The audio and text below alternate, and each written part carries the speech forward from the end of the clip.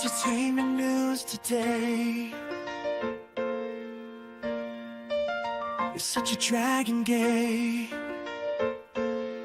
Everything sucks and it's no good.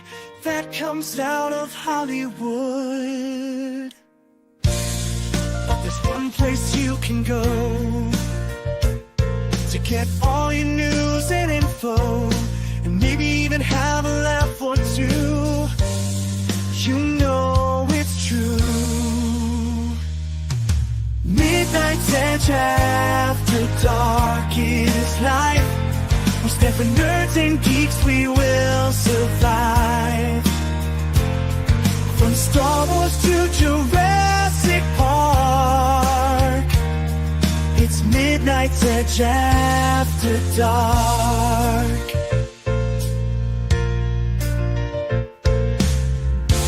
All those bombs and flops, but need never stops. We will keep going through the night as we keep up the culture fight. Midnight's Edge after dark is life. We stand for nerds and geeks, we will survive. From Star Wars to Jurassic Park, it's Midnight's Edge after dark.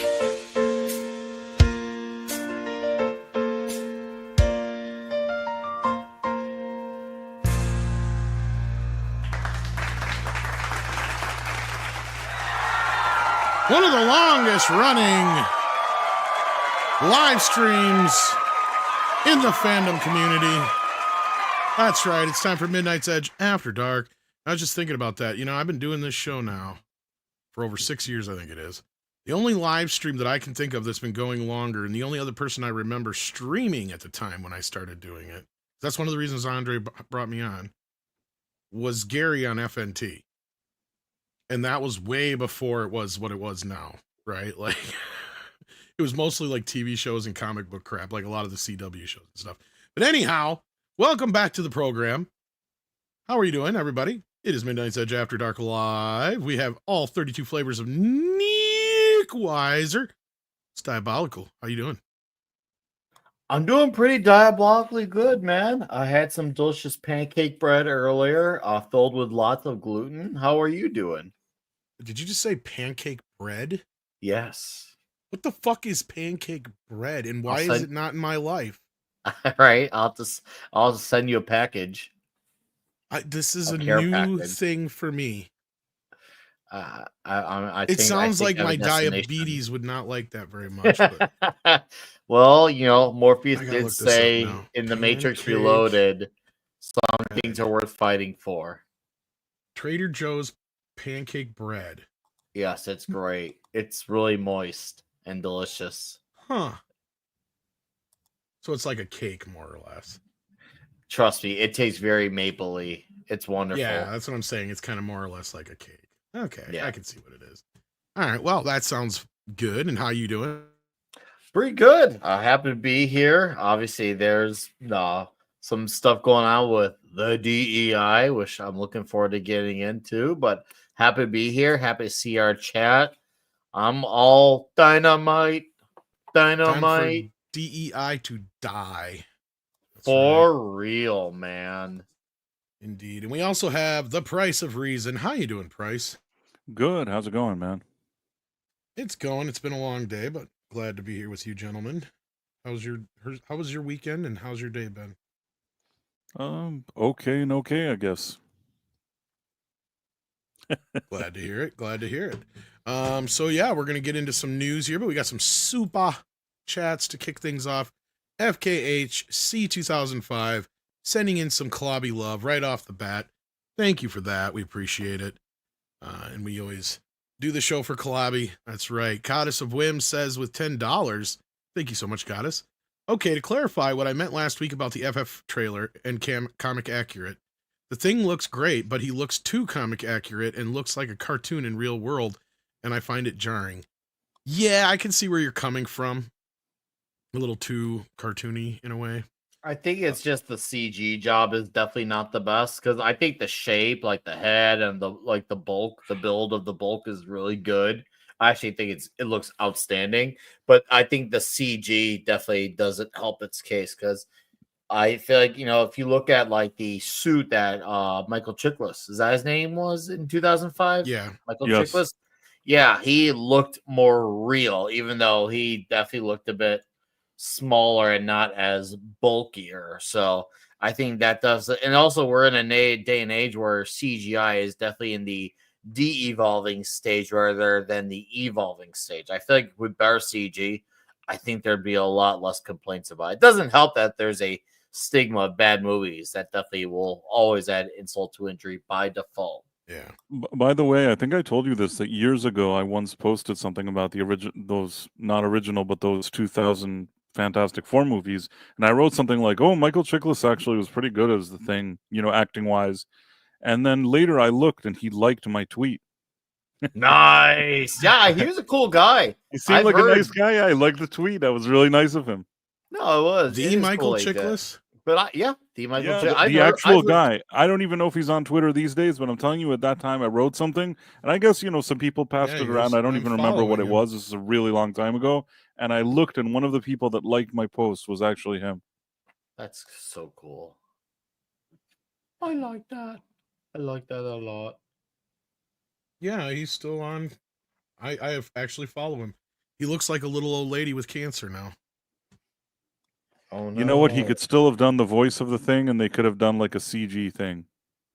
He at I least mean, he looks healthy, but yeah, he at least had a good voice for the character. I He mean, had a good granted, voice for the character, I think. he Yeah. definitely had a good voice.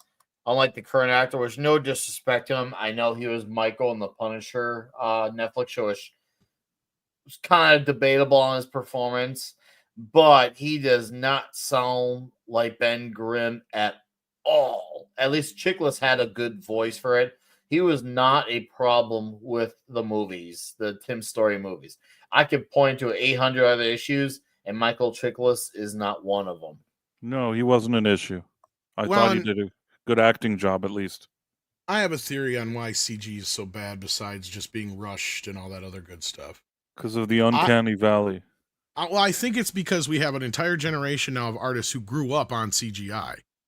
But unfortunately, it wasn't the best CGI in the world because, we're still learning this shit and they were still trying to make it look realistic.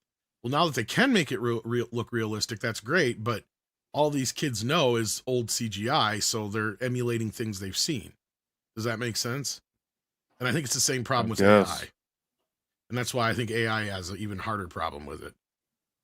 Because the struggle was always to try and make it look photorealistic. And they just never could quite get there. Like even Jurassic Park in the beginning, through all the things they've done, it still hasn't quite gotten there. They've gotten good, but like besides the Planet of the Apes and a few random ones here and there that managed to pull something off, a lot of it just looks like CGI we've seen for the last 20 years. And I think that's the problem. Because it's not like computing and other things haven't gotten more advanced. I think it's just that a lot of these artists and such don't really know how to make it look more real. Well, we can't forget too that they have more projects to work on with shorter deadlines. Now that especially that's what I'm saying, they, between all those things together. But like, yeah, I think though they're emulating the type of animation they've been seeing the last 20 years, and that's just it. It's like unless you're mocapping stuff, like animation looks like animation. It just doesn't look natural. You still can't make it look quite natural. True. But anyway, SFX F314 Sabretooth Raptor says, watch Jurassic Park ruined by AI. It is crazy. Some best scenes of the Dracula lawyer and his magic toilet as he flaps his arms and flies away. I haven't seen this yet, but a few people have been telling me about it. And I don't know if I want to see it. I hear King Kong makes a lot of appearances, though. Oh, God, yeah. I thought it was King Kong, too. And then we got Patrick Robinson, who says Phoebe Waller-Bridge has supposedly been offered a role in the Harry Potter TV show. This thing is DOA if true. Well, I've been trying to warn people it was going to probably be DOA to begin with. Because just because What's-Her-Face is a TERF doesn't mean she's not woke with the rest of them as far as everything else. She's been trying to make What's-Her-Face black forever. Hermione or whatever. Whom? J.K. Rowling, she's a wokey woke. Oh yeah. Even though she's a turf, she's still a wokey woke. Yeah, she's just has some sanity and is not a commie or socialist. She loves her money. Yeah. But yeah, I wouldn't get too high up on the show yet until it comes out. Jeremiah Hembry sends in a 20-month member chat, says, thank you for letting me know about the movie Crocodile Dundee. Thank you for letting me know about the censorship and not the 4K. Well, we don't know what's going to happen yet with the 4K, but yeah, if I were you, I would, just in case. And I saw you sent me a picture of it. Pick up the movie on Blu-ray or DVD if I were you, just to be safe. ActionCom sends in 5 and says, did you hear about BuzzFeed theme to spread joy by utilizing AI? Never say die, BuzzFeed. How do you spread joy by utilizing AI? I don't know. That doesn't even make sense. Somebody has to explain this to me. Yeah, right. Well, while we're waiting for an explanation yes, I did get your email. Got us a win, but I just haven't got a chance to check it out yet.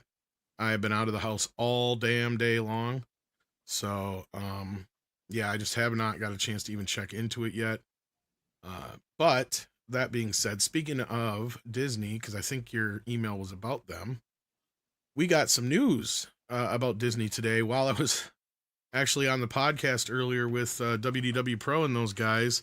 This news came down because I was talking about, because they were like, well, do you think that this stuff is going to change, or do you think they're just going to shift around and change the names? I'm like, oh yeah, I'm sure some of the will just reemerge under different names as far as DEI is concerned. But I said, I think the best part about this is Trump is cutting a lot of it from the source, right? By cutting all these DEI programs through USAID and all that kind of business, I said, just watch. The more people quit or things change or deviate, and you're going to notice where the money was coming from, or at least where it was going, I should say. We know where it was coming from. It was coming from our tax dollars. Mm-hmm. But anyway, in the wake of all that, they had shut down, I think, a bunch of their DEI departments in Disney, or at least shifted them. And now they're even talking about changing the content warnings ahead of Dumbo and Peter Pan and more older films amid this DEI strategy shift. So what is going on here? Well, as I was kind of saying, they like money. Disney is adjusting the content warning ahead of some of its old movies, so it's not getting rid of it, it's just adjusting it. Including Peter Pan and Dumbo amid overall shift in DEI strategy at the company following President Donald Trump taking office again. Yeah, because they even shut down their Reimagine Tomorrow site, I guess. Yeah, I heard about that. And this was all today while this was happening, yeah. So as first reported by Axios and confirmed by Variety, Disney is changing the disclaimer that autoplays before these titles. In previous version noted that the film includes negative depictions and or mistreatment of people and cultures, while the new version reads, this program is presented as it originally created and may contain stereotypes or negative depictions. Now, it's kind of funny that this is kind of part of the news, because we dropped a video yesterday on Midnight's Edge, and I have to take full responsibility for this. I put in this joke that Andre didn't really get a chance to set up, but I thought the audience would get, and there's a bunch of people who just didn't get it, I don't think. And maybe I just didn't do a good job setting it up. But it was about Judd Apatow being, the story was he thinks that Hollywood should triple down on the woke, basically, now that Trump's in office. And to be ironic, in the video, I used a scene, because he actually brought that scene specifically up when he was talking about, because it was him and he was talking to, or presenting an award to Ang Lee, who had done Brokeback Mountain. And he goes, here we are, the two guys who 30 or 20 years ago did Brokeback Mountain, and me did 40-Year-Old Virgin, which had a 5-minute scene about two guys being gay. And I'm like, okay, well, he's not really representing that scene very well, because my thought is under today's standards, that would get a label, right? Should be getting a warning label, but I don't think it does, simply because it's a Judd Apatow film, right? That's why. So I obnoxiously put this huge disclaimer. That sounds gay. I thought people would get the joke. Like maybe I was wrong. Conversation of like 3 conversations that leads to you being gay. Like, you're gay for saying that. I'm gay for saying that. You know how I know you're gay? How? How do you know I'm gay? Because you're gay and you can tell who other gay people are? You know how I know you're gay? How? You have a rainbow bumper sticker on your car that says, I love it when balls are in my face. That's gay? So yeah, so I don't know. I guess Yeah. I didn't do a good job with that one. My bad. But anyway, I just thought it was kind of funny that comes up right at the same time that this is happening. So yeah. So in November of 2019, Disney first added content warnings to the movie such as Dumbo due to racist depictions found in the film created by Disney in the 1940s and 50s. This program presented as originally created, the warning previously said it may contain outdated cultural depictions. Disney changed the wording in October 2020 to the longer content warning. So now they're changing it back. So I guess I want to get your guys' take on this. What do you think? Because I mean, I've let my feeling be known a lot of time. I don't even think warning labels are okay, which is why I think it's funny that anybody thought we were actually putting a warning label on that scene. That's the thing. People actually thought we were putting a warning label on there, not to be ironic, but they actually thought we were. That was what we got in the comments. So I'm like, I guess I didn't present the joke. Wait, Anyway. I'm trying to understand. So Disney first of all put a disclaimer, then they put a disclaimer that was worse than the first one, and now they went back to the first disclaimer, which wasn't as bad as the second one. Yes, they had these disclaimers on, I think, for the last few years on some of their films. Right, but I mean, it's just like it's basically. No, I mean before that. I mean, yeah, it's not a So full they made it reversal. worse. It's sort of No. like they took one step back after maybe overdoing it. Then they basically took half a step back, right? Basically, that's what it sounds like. Yeah, but what it means though is it does show a shift. And again, as I was saying, like I don't like these labels at all. So I hate acting like this is a win of some sort because it is. But at the same time, it's like I just assume get rid of the labels altogether. Yeah. Right. It's only a semi win, and it's really just like an optical win. It's like, oh, we wrote a bunch of crap, then we wrote more crap, so we're removing the more crap, but we're leaving you with crap, and it's like, yeah, it's crap. Why don't you just remove it? So it's a wise ass. It's a sniveling wise ass, seemingly correcting something that they've done wrong, but not really. No, it's smoke and mirrors, really. They want to make it look like they're correcting something when really they're not really ultimately doing anything. I mean, it's a big nothing burger, if anything. I like the fact that do not buy the concept of this.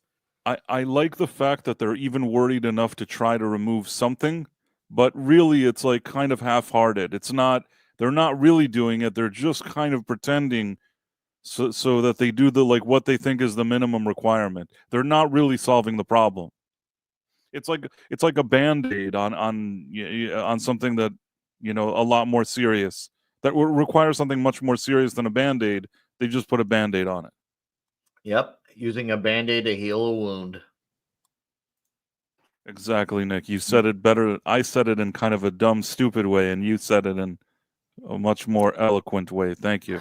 It's all good, man. No, there's nothing eventful here. There's nothing notable here. And that's really these corporations in a nutshell. When they always talk about changes and big things, a lot of it is just theater show. They always like to talk about change, but at the end of the day, a lot of it is just the illusion of change. Make it look like there's change. I agree with you, and I normally would feel that way, but I feel like a lot of this is because they're losing the money, right? Oh, like, yeah. The you said money's going away. Bob Iger has talked to Trump. So I'm not going to disagree with people who think that they might not be trying to appease Trump, because not only that, Elon, he wound up on Elon's radar like a motherfucker. So you got to believe that they're worried about shit right now. And I've heard rumors that they are. And that's probably why they're playing so nice. I mean, even Bezos is playing nice, for fuck's sake. I mean, so I don't know. I think there's going to be some changes. You could be right. It could just be a lot of smoke and mirrors.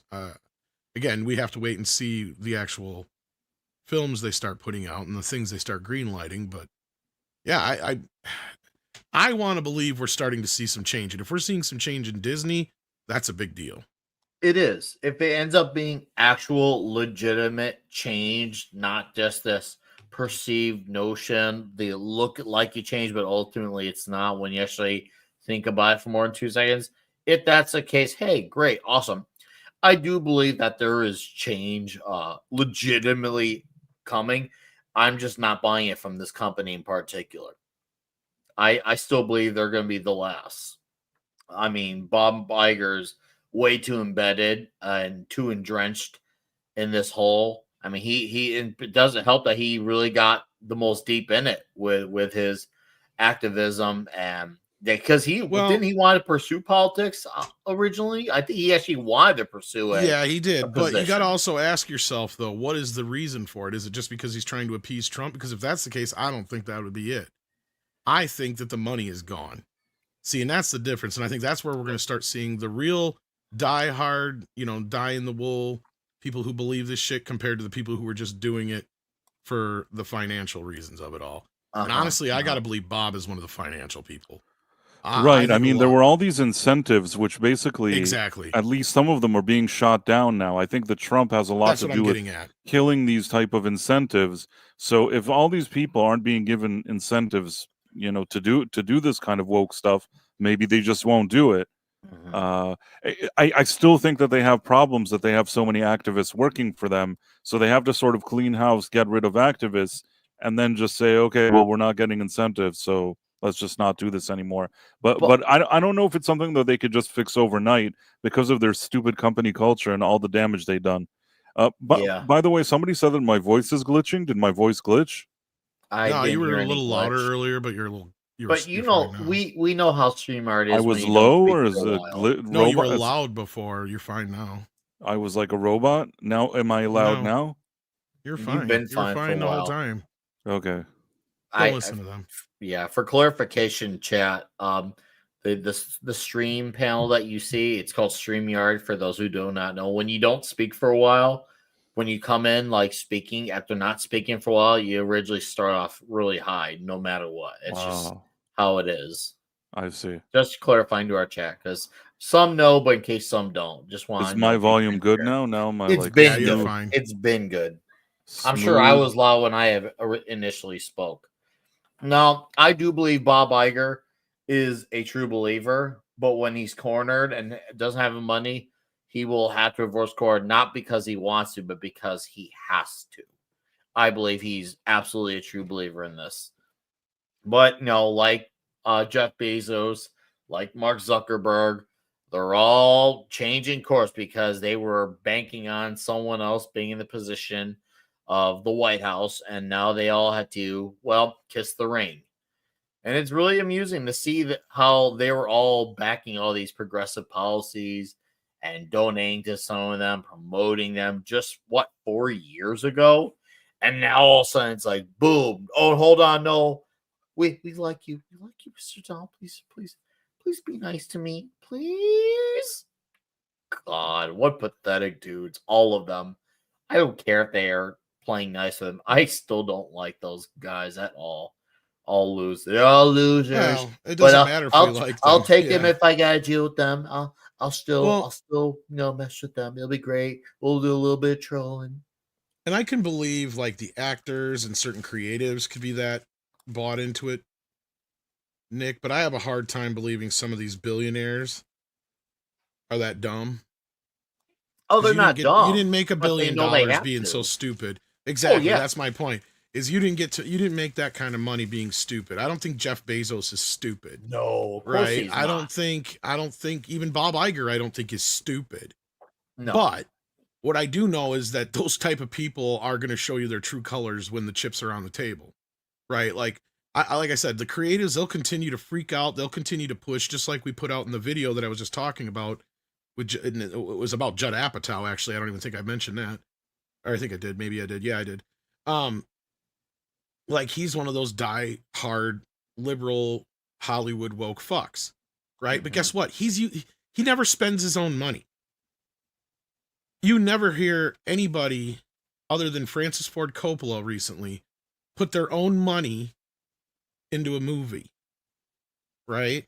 So none of these people know what it's like to actually lose that kind of money. Well, Kevin Costner's the only one besides Francis Ford Coppola right now, as far as actors, that knows what it's like to actually lose that kind of money. Sorry, go ahead.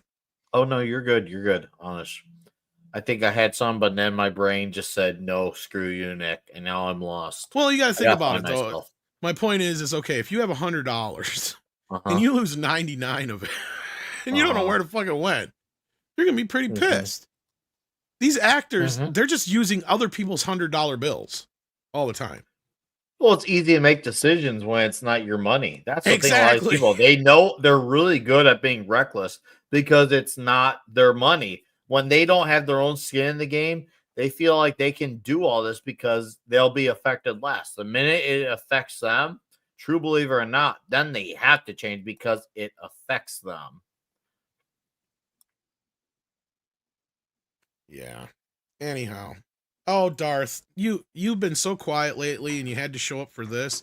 That's Yeah, ditch DEI how because only white people convenient. are qualified to do any jobs in Hollywood. Nobody said that. But what Dude, is happening, Darth, and this is something you can't argue against, is that people who are more qualified are being overlooked just so people of a specific color or a certain demographic and or disability can be hired to the don't even detriment. acknowledge this guy. He's a dunce. Who cares? I know he's a about that dunce, Scipio? but He commented right at the moment it challenged his warped mindset. Who cares what he says? He's one of those guys. The minute when you he bring can something no, up I that know who he is. I know inconveniences who he him, is. the minute you say something inconveniences him, he has to start commenting again. And the minute you actually say that challenges something about him, he shuts up for 5 minutes, doesn't say anything, and then changes the subject. He's a loser. He's a snake. He's not worth it. Well, there's going to be a bunch of lawsuits for all these folks who didn't get jobs, right? Like look at the LA fires, one of the more recent ones we've talked about, right? Where you had tons of people flat out say, yeah, I didn't get a job specifically because I was white. That's no different than 50 years ago when black people didn't get jobs because they were black. If I ran a company and by chance I happen to hire, let's just say all Korean people, but they just all happen to be all who applied and they all end up most of them being good for a job. I have a place that's just by chance happened to be dominantly Korean. If I happen to hire a percentage and it's all and the only ones that applied seemed likable and good were men, ends up being men. Other way around too. If it's all women's, yeah, some people like think, oh, there must be a conflict of interest if he's only hiring male. I just feel like this is who was best for the job. Not everything needs to be even in this world. Not everything needs to be adjusted so someone can feel seen or because we need to have percentage rates. That's insanely stupid. Not how companies should work. You should have the best for the job, no matter the race, no matter the sex, no matter This the is why we got religion. planes falling out the fucking sky, kids. Yeah, you damn right. Because you And got that's what it's people who gonna are not lead even to. qualified to run customer service at Amazon running fucking traffic control. That's why. Mm-hmm. Not only that, have you heard many, like, I've heard more shitty 911 calls in the last few years than I've ever heard in my life. You know what that tells you? It's probably difficult to do customer service on Amazon. No, it isn't. They ship it overseas. Yeah, You do, true. but people Yeah. complain all the time. Probably is, I don't know. Oh, no. The hardest part about getting a hold of Amazon is getting a hold of Amazon. That's true. But I think you can. I think you can get them on the phone if there's like a problem with your order. I think you can talk to them. Nah, as much as you'd think. It depends. I've gotten to the point where I've learned the trick. You got to get them on the phone, and then you just got to ask for a supervisor right away. And then usually the supervisor can speak better English. Yeah, but I agree. I've been in situations like that before too. Did I tell you that once? Like I called. It was a company. I don't know which one of those. Maybe it was insurance or car insurance. I don't know what that they outsourced it. So I call to talk to somebody, and I guess they outsourced it to I don't know where. But I was talking to a guy who was like, I guess on a farm with chickens. And there were chickens like, doing like the cock-a-doodle-doo thing in the background, like a lot of them. A lot of them. Well, and a lot of these jobs were outsourced to home when the COVID hit. So yeah. Right. But I wonder who this guy, where he lived. I don't know if it was it sounded like it sounded like something European, but I don't really know where, like maybe Romania. I don't know. know somebody who used to do Netflix tech support right from their house. Yeah. So there were all these chickens, and then I just said, like, listen, your chickens are really loud. And this guy's like, oh, you can hear them? I'm like, yes, they're doing all those cock-a-doodle-doo things. I can barely hear what you're saying. And his English was terrible. And I just thought to myself, this just feels really like a concern. Like I'm about to get like insurance or give like a credit card or something. And like there's a guy with like chickens in the background. It's just really strange. The better one is when they found out that they had prisoners running like customer service for like airlines and stuff. Do you remember that one? I didn't even know about that one. Yeah. So you're basically giving all your credit card information to a bunch of inmates. That's kind of fun. I mean, it's not funny, but yeah, you know what I mean. Yeah. Well, this was years ago, but yeah, now a lot of this stuff is just outsourced outside the US. But yeah. Well, that's hopefully what a lot of these tariffs will do is bring a lot more business back into the US. That's the whole point of them. So, but anyhow, we're not here to talk about politics. But speaking of weirdness, this was something we got from a super chat earlier. So I thought we'd take a look at this, see what this is all about. I have not read this. I have no idea what this is about. But it says BuzzFeed's new plan, an AI-powered social media platform to help spread joy. Wow. I don't even understand what that means, but they've never spread joy before, and I can't imagine them doing it now. That title looks like it was written by AI. It probably was. This, wow. Of course this is. Anyway, in an open letter CEO Jonah Peretti calls out TikTok and Meta for prioritizing AI tech over content and says people miss the mid-2010s beer and wine era of internet. Okay. BuzzFeed Inc. head Jonah Peretti says he wants to make the internet fun again, and after years of relying on social media companies to deliver his media empire's content to audiences, BuzzFeed will do so by launching a new social media platform. Yeah, because that's just what we need is another one. In a memo released today, Peretti called out TikTok and Meta, writing that respective CEOs Zhang Yiming and Mark Zuckerberg don't care very much about the content, instead being much more interested in technology and AI. Peretti assesses the company's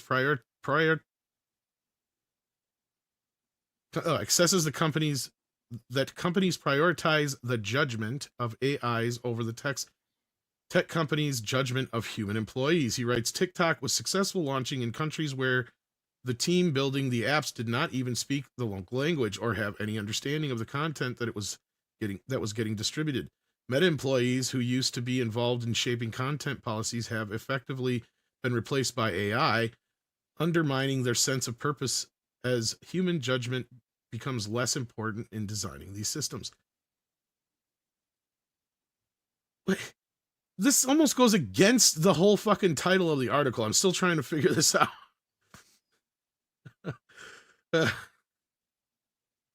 Freddie, who oversees the portfolio that includes BuzzFeed film and TV production, they have film production, company BuzzFeed Studio, news organization Huffington Post, and food-centric media outfit Tasty, announced that BuzzFeed would be launching a new social media platform with the goal to spread joy and enable playful creative expression. The announcement is very light on the detail, but Peretti noted that the new platform will use AI. Okay, so here we go. It gives users agency instead of stealing their agency. Well, you were just saying that was the problem with these other ones. I don't understand this. The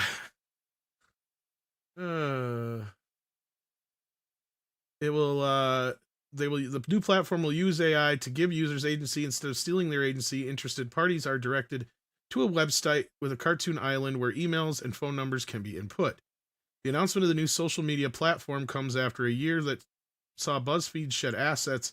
In February 2024, the company sold its Complex division to the live stream shipping platform NTWRK Shopping. in a $109 million deal.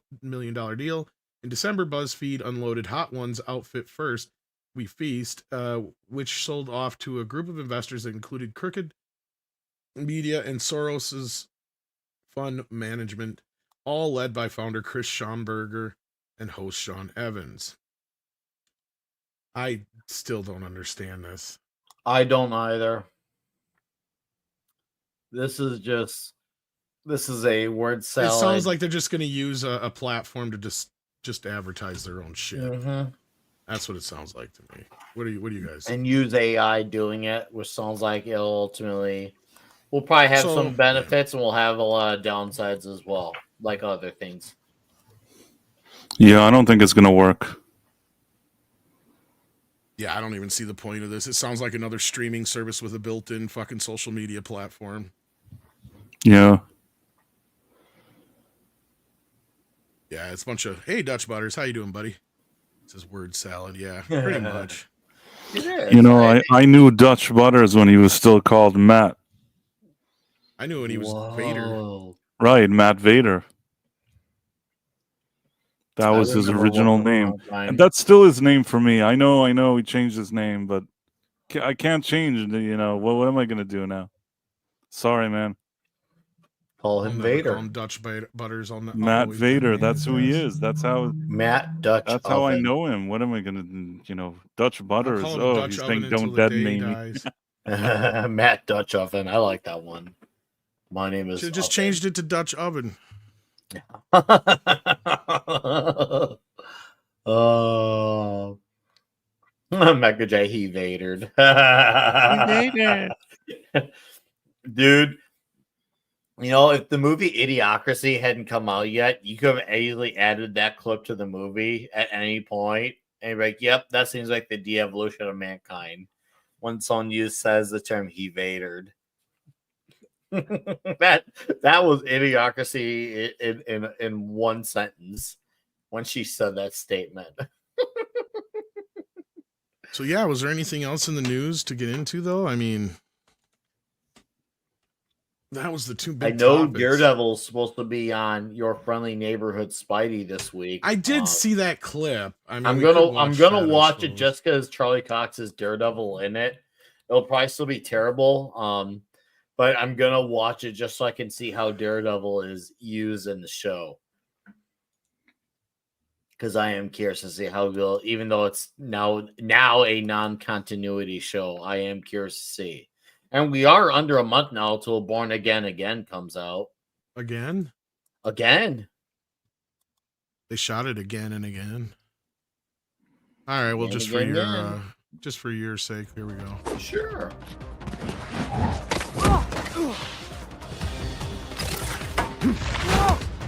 I don't care for that outfit.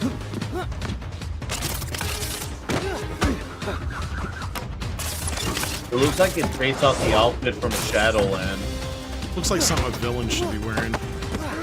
What is this again? This is that Friendly Neighborhood Spider-Man. Ah, I see.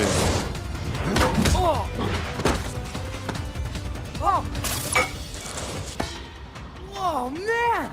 We're so high up! This is incredible! Definitely top 5 super battles for me. What about you? I don't really keep track, kid. Yeah, it's pretty cool. Who's doing the voices? Really good at fighting. Charlie Cox, not Tom. I was say not Tom Holland and Cox. Thanks. Not Tom Holland and not Cox. Yeah, it is Cox, but it's not. Oh, Tom it is Holland. Cox.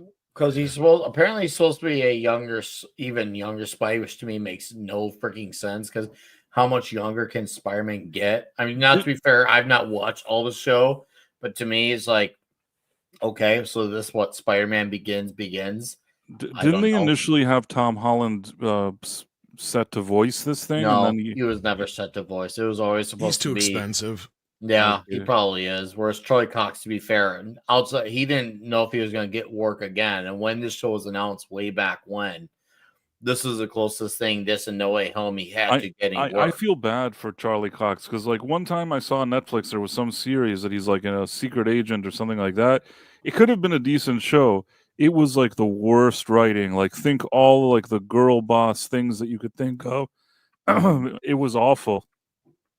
Can I just say a spoiler? I'm sorry. If you haven't watched this show, I can't even remember what it was called. I don't give two shits. It was like, I think an episode, which like, series that had 6 episodes, and either halfway through it or at some point, like Charlie Cox's character, who's like just an idiot to begin with, just dies. Like he dies like an idiot, and then the women around him are so strong and powerful and like stunning and brave that they end up like fixing, and they're the ones that like save the day after he dies in the middle of his own miniseries. I couldn't, maybe I'm like not remembering this correctly, but somehow that's what I think happened, that he died and then they had to be the heroes. And I'm like, this is just a piece of shit show. It's crap. And I felt bad for him. I'm sure they paid him well to be there. It was a disaster. I don't know. I mean, surely there's something else you could do with a guy. He's not, he has enough talent to be somewhere, something, and not on that stupid show I saw. Yeah, Somebody says, is it I'm called glad. Treason? I am glad he's getting work again. I'm happy for him because obviously to me, he's the Daredevil.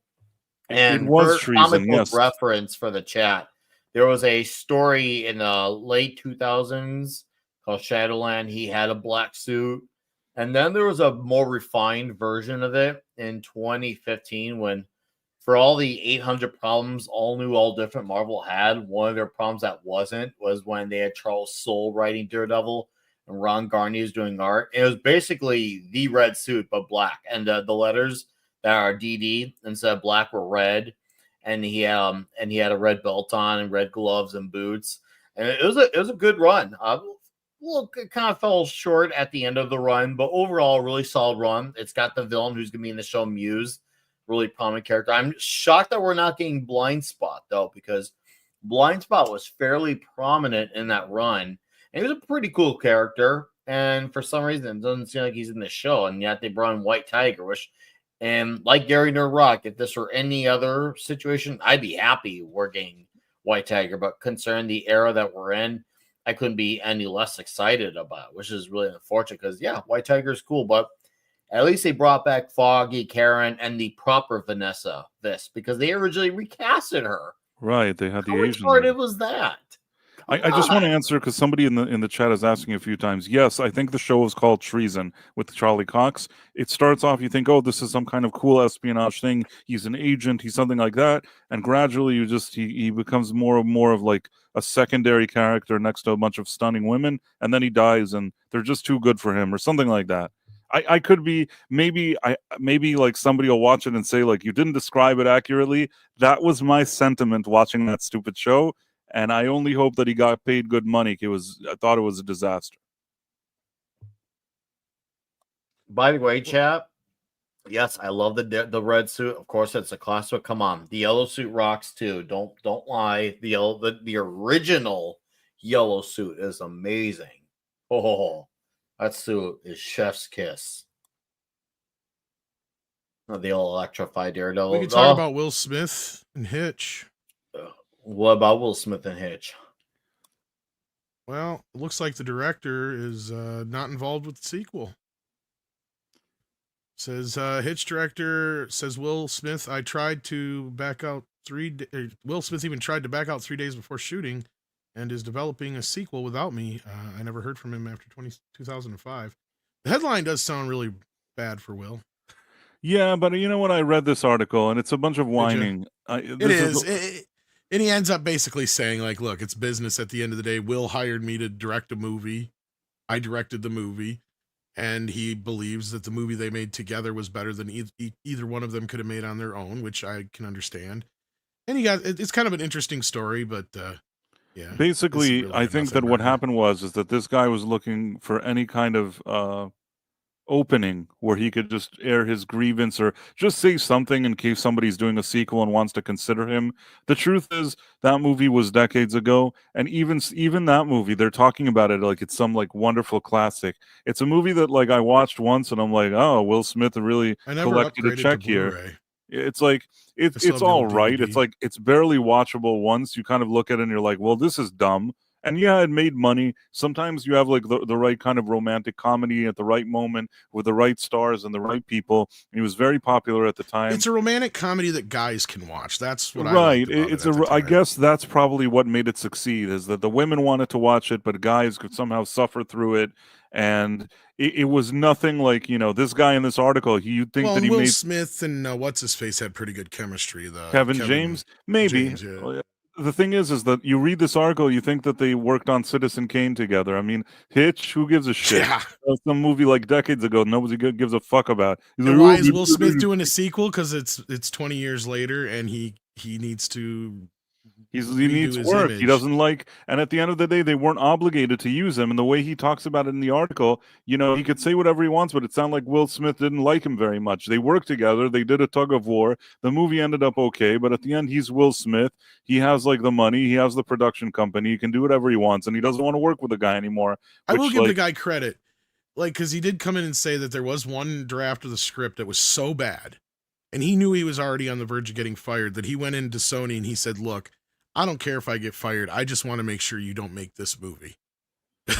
and probably Will Smith went along and said, "Oh, that's right, no problem. I'm going to go along with everything." Oh yeah, he It's said, great. to Will's credit, Will was the one who decided, yeah, we're not going to do that. So, Right, yeah. right. And then deep down inside, Will and Jada probably told themselves, "We'll never work with that guy again." You know what I mean? Like, let's just finish this movie. This guy's like never gonna work again, and they probably never worked with him ever. And I don't know if anybody has. So I don't know what to tell you. Like, listen, I don't really have like a dog in this race. What's the I term don't I'm hate looking the for? first movie, but I don't see a sense in why we need a sequel 20 years later. I think we barely needed that first movie, and it's kind of skated by on the likable cast or whatever it is. I like and the concept. I thought it was kind of a sweet concept. You got it, guys. it was sweet to do once. What now again? Well, now the problem with it is you couldn't do it. It's all like, because you'd have to get into the whole, like, I mean, there was already online dating at that point, but I mean, it's really taken over dating now. Yeah, like, nobody. For those who don't needs even this guy remember what this anymore. movie about is,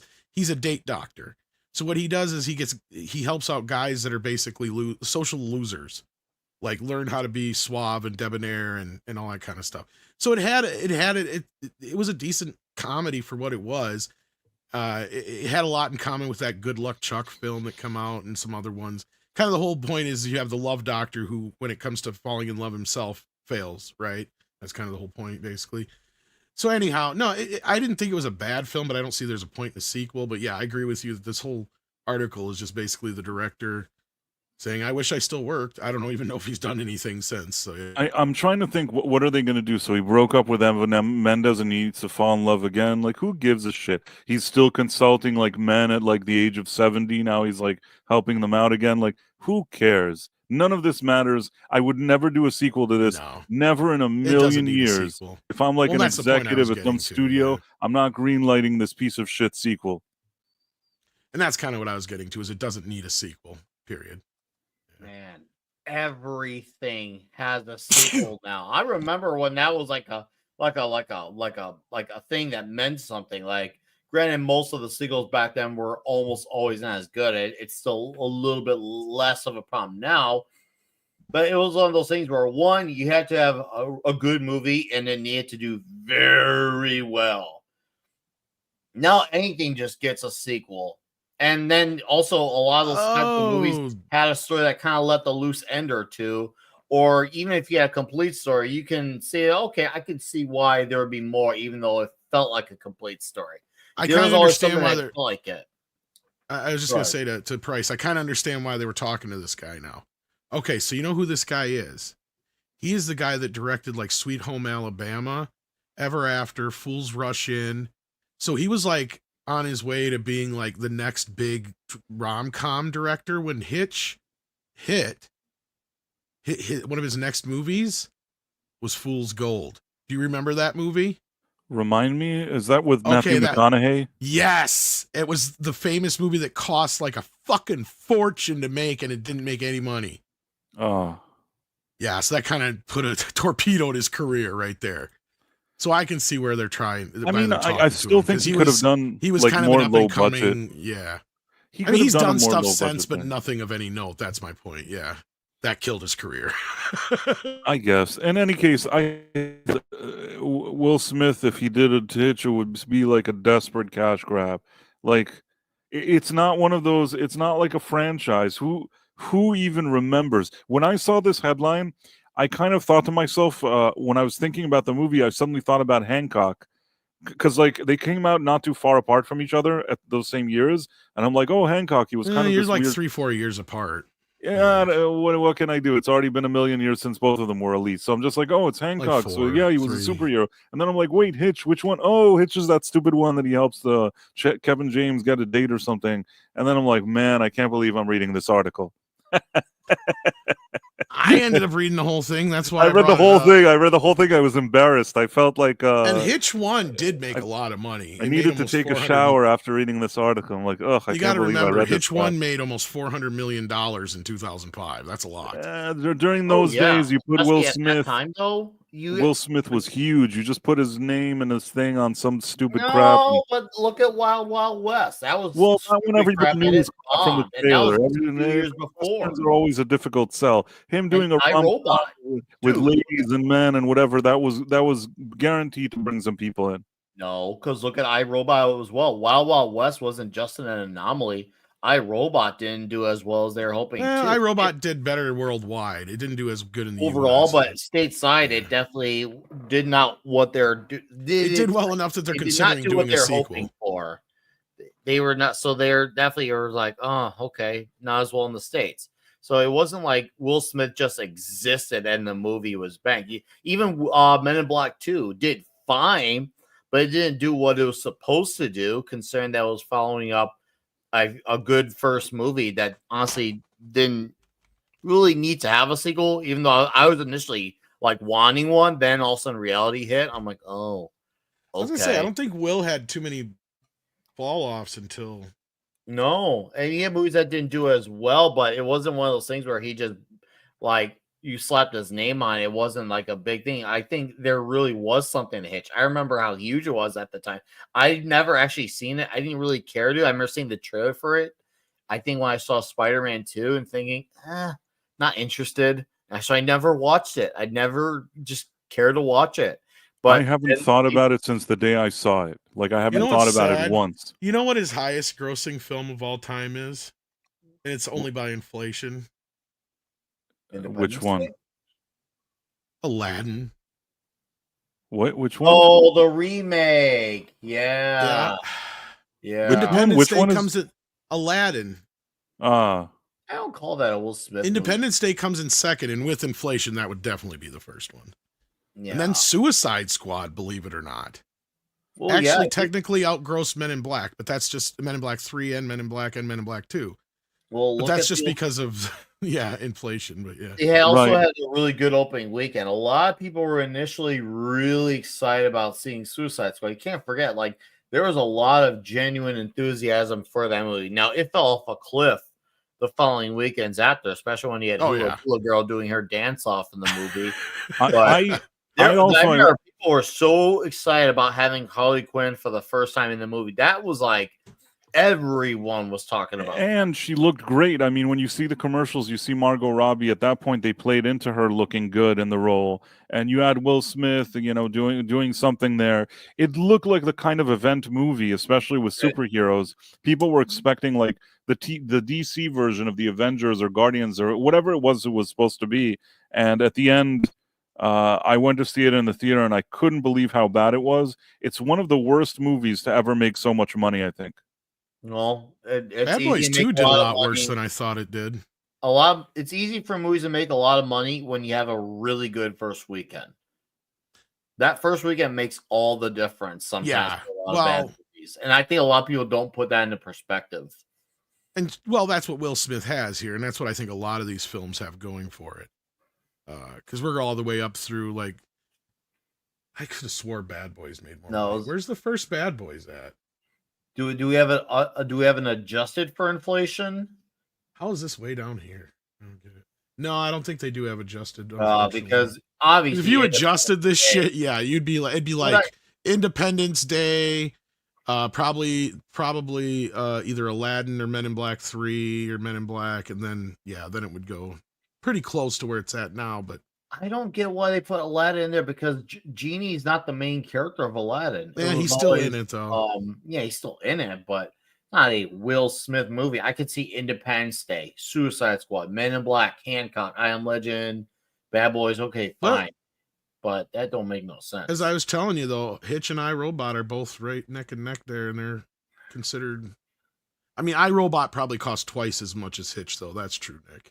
But I know iRobot did very well on video. It did so well on video, in fact, that they did a 3D conversion of it for a Blu-ray 3D. Yes, they did. Well, that's also at a time where physical media basically saved a lot of yes. movies too. Like, Yeah. it was almost like you had it was like a second chance equivalent. Because in some of these movies, you got to look at cost versus what they actually made in the box office. That's Because true. like After Earth is a disaster box office wise. Now, Enemy of the State was one he did on his way up. Here's the one you were talking about, Wild Wild West. Enemy of the State was actually a pretty decent movie, from what I recall. Enemy of the State's great. I like it. Yeah, it has Gene Hackman in it. Yeah. That was a good movie. That was a good movie. It had Lisa Bonet when she was still doing movies, and I swear, I thought Bad Boys did better than this, but no, I think Bad Boys, the first one, you know, may have done better, like in home video, and maybe people started. Yeah. It did grow. Once Bad Boys 2 came out, I think it probably did better than Bad Boys. No, you can see that, yeah, because here it jumped up to. But I thought that, yeah, I mean, For Life and Ride or Die did pretty well too. But with inflation, Bad Boys 2 still would probably be yeah. But yeah, I will not forget the initial enthusiasm around Wild Wild West being how big it was. Especially that was at a time where a lot of movies were known for the song, and then the movie came out, and it was just like, oh. Well, that was because they were trying to remanufacture what happened as almost an accident with Men in Black. So I think Men in Black took them by surprise. I don't think that anybody expected that movie to be that big. And you had the 1-2 punch of Will Smith just owned July 4th for a couple of years there. Oh yeah, like, he was the 4th of July king. Yeah. So yeah, that was kind of that whole thing. But yeah, there you go. There's his box office. I don't know. I mean, I don't hate Will. I've always liked him. I think it's kind of shitty that he had to fuck himself up the way he did. I honestly think he'd help his career if he got rid of his wife, but hey, I'm not going to get involved in other people's personal lives. Get rid of Jada and get rid of the soy. Get rid of your stupid oat milk and your skinny soy gluten-free vegan latte. Watch a bunch of Charles Bronson movies. Watch a bunch of Statham movies. Watch a whole series of Stallone flicks. And it's time to become, let's make Will Smith the man again. Yeah. Yeah. Yeah, and I don't think doing a bunch of sequels to his classic films is going to do that. Nope. I don't think that's going to That's just more of the, we got to play it safe. Although I did think that Bad Boys 4 was probably one of the better of the sequels. Probably the second best sequel, in my opinion, almost. I don't know, 3 and 4 are really good. I still need 2 is kind of meh. But what, Bad Boys? Yeah, but 3 and 4 have made 2 better now. Like, yeah, 3 and 4 actually are better than 2, though. Like I actually, it is. Yeah, I think that I enjoyed 3 and 4 for whatever they are. They're just like, you know, they're decent movies. I don't hate them. Will. It's not so much even Will Smith by the 4th one. It's more Martin Lawrence. But yeah, like no, but Martin I mean the whole dynamic stole that 4th film. Yeah, yeah, he did, and I think that like Will Smith kind of was in a more humble mindset. Yeah. I feel like Martin Lawrence really stepped up in that 4th one, but it was good. Martin Lawrence is funny. I thought it was fine. It's a black motherfucker. Nobody likes the black jelly beans. Marcus. The best part is when he's up there on the roof after he wakes up from his heart attack. Yeah, maybe I'll give Bad Boys. Oh, you haven't seen them yet, Nick?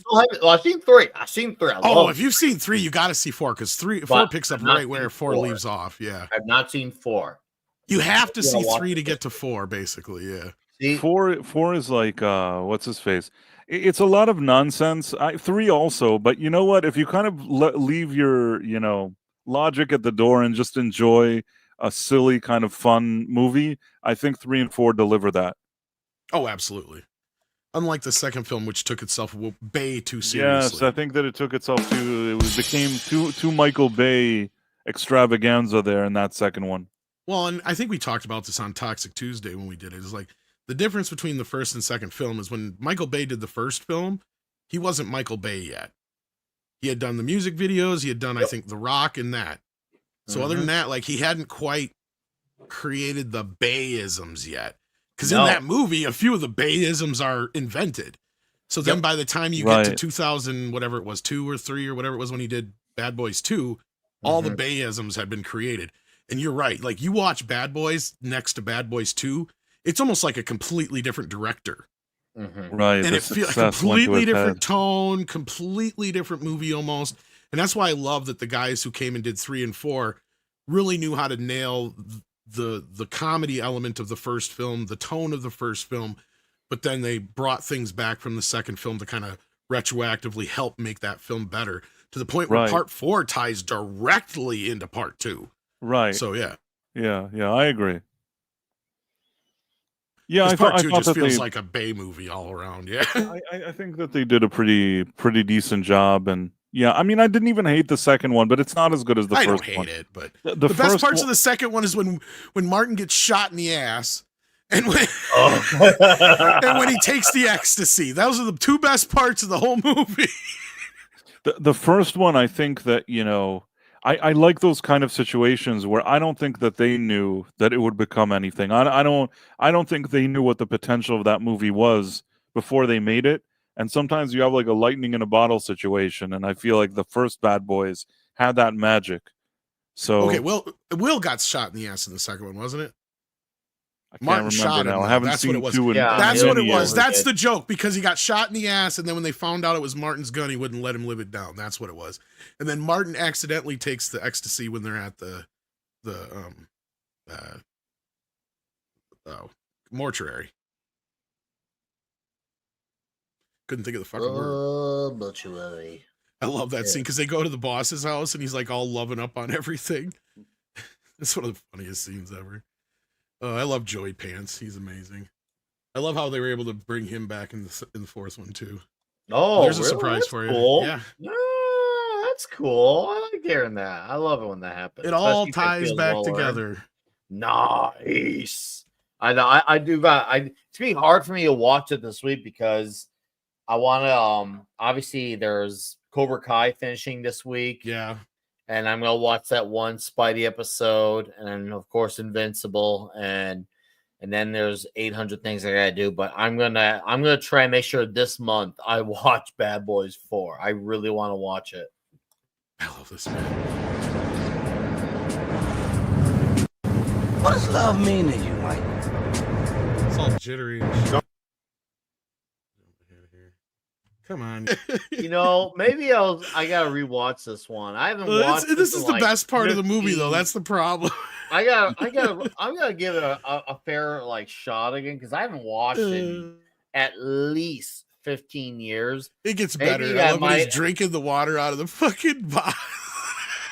I might have fonder feelings towards it by giving it a watch again. I don't know. I don't like it, but it's the least of all the films. But I love that 3 and 4 have retroactively made it better. Because especially the one character, the boy, what the hell is his name? Shit. Marries the girl in the third one. The military kid, the one that comes to the door for the date in the second one. Because he pays off big time in the fourth film. That's why you got it. Oh man, you haven't seen that yet. That's right. Oh, there's a great scene with him. Not. You gonna tell him no? Anyway, check it out, guys, if you haven't seen Bad Boys 4. Otherwise, no, Goddess, I just haven't had a chance to read it. I don't even know what it's about. I just saw something about Disney. I did not get a chance to read it at all. I'll read it right after the show, I promise. So with that, what do you got coming up, Price? Well, at 11:45 p.m. Eastern, there's the Night Owl with Professor R2 and sometimes other surprise guests. So that's it.